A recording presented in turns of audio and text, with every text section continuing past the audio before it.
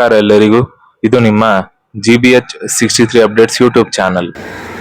Hebbal toll ಬಳಿ lorry ಹಾಯ್ದು DAR police Ramesh Pujar ನಿಧನರಾದ ಸುದ್ದಿ ಕೇಳಿ ತುಂಬಾ ನೋವಾಯಿತು. ದಿನನಿತ್ಯ ಲಾರಿ ಡಿಕ್ಕಿಯಾಗಿ ಜನರು ಪ್ರಾಣ ಕಳೆದುಕೊಳ್ಳುತ್ತಿರುವುದು ಬೇಸರದ ಸಂಗತಿಯಾಗಿದೆ.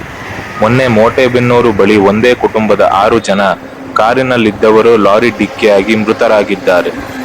ನೆಲಮಂಗಲ ಬಳಿ ಕಂಟೈನರ್ ಲಾರಿ ಬಿದ್ದು ಇಡೀ ಕಾರು ಅಪ್ಪಚ್ಚಿಯಾಗಿ ಕಾರಿನಲ್ಲಿದ್ದವರೆಲ್ಲರೂ ಸತ್ತರು. ಮೊನ್ನೆ ಹುಬ್ಬಳ್ಳಿ ಬಳಿ ಕಾರು ಲಾರಿ ಡಿಕ್ಕಿಯಾಗಿ 5 ಮೃತರಾದರು.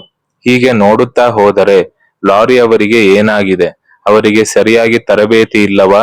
ಕೆಲಸದ ಒತ್ತಡವೇ? ಬೆಂಗಳೂರಿನಿಂದ ತುಮಕೂರಿಗೆ ಬರುವಾಗ ನಮ್ಮ ಕಾರಿಗೂ ಕಂಟೈನರ್ ಒಂದು ಟಚ್ ಆದ ಅನುಭವವೂ ಆಗಿದೆ.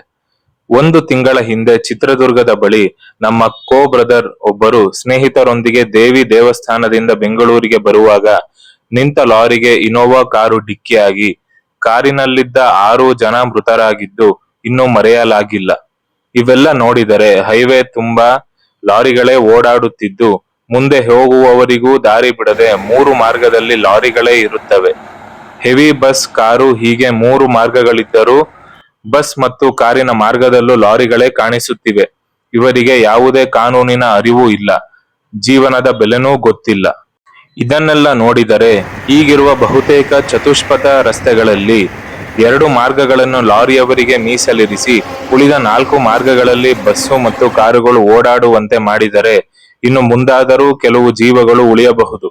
ದಯಮಾಡಿ ನಮ್ಮ ಇಂಜಿನಿಯರ್, ತಂತ್ರಜ್ಞರು ಬುದ್ಧಿವಂತರಾಗಿದ್ದರೆ ಇದಕ್ಕೊಂದು ಪರಿಹಾರ ಮಾಡಿ ದಿನವೂ ಸಾಯುವ ಜೀವಗಳನ್ನು ಇನ್ನು ಮುಂದಾದರೂ ಉಳಿಸುವ ಪ್ರಯತ್ನ ನಡೆಯಲಿ ಎಂಬುದು ನನ್ನದೊಂದು ಚಿಕ್ಕ ಮನವಿ.